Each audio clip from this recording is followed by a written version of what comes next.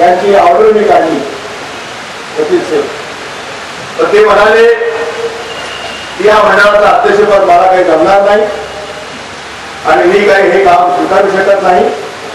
अतिशय प्रामाणिकपणाने त्यांनी काम करायला नकार दिला आणि त्यानंतर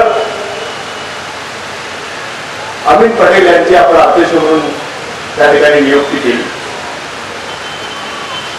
खरं म्हणजे धन्यवाद त्या रशीदला दिले नाही. रशीद शेखने नाकारलं. कदाचित त्याला भविष्याचा वेग असला पाहिजे, त्याला कळत असलं पाहिजे की काय होऊ शकतं आणि त्याचं नाकारणं हे महामंडळाला किती फायद्याचं ठरलं हे आज तुमच्या सर्वांच्या लक्षात आलेलं आहे. अनेकांना असे वाटतं मगाशी जयप्रकाश म्हणाला की मुंबईमध्ये राहणारा हा माणूस पण याला या सगळ्या प्रश्नाची एवढी जाणीव आहे आणि महाराष्ट्रभर जिल्ह्यामध्ये जाऊन कर्ज वाटप करण्याचं काम अमित पटेलने केलेलं आहे.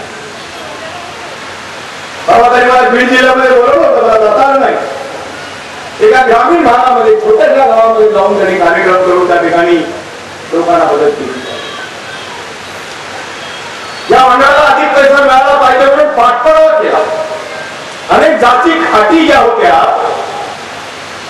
तर तुम्ही 50,000 रुपयाचा कर्ज द्यायचा असेल तर सरकारी नोकऱ्याची त्याला जामीन लागायची. कोण सरकारी नोकरी येणार गरीब माणसासाठी सही करायला? त्यामुळे कोणी पुढाकार घेत नव्हतं, त्यामुळे कर्ज मिळत नव्हतं. एक बैठक घेऊन सगळे अडचणी ज्या होत्या त्या दूर करण्याचं काम अमित पटेलने केलं. मंडळाचा अभ्यास करणं, कशा अटी कशा दुरुस्त करता येतील या संदर्भामध्ये योग्य प्रस्ताव मांडणं आणि तो प्रस्ताव मला मंजूर करता आला आणि त्यामुळं 50 लाख या लातूरमध्ये मला आठवतं वाटले होते.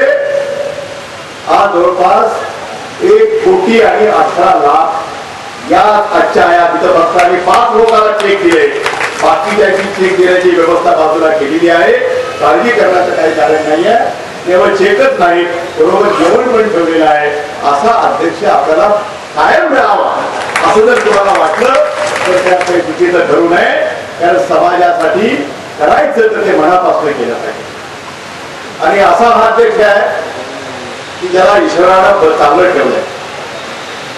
म्हणजे कुठेही कुणाच्याही बद्दल कशी तक्रार येणार नाही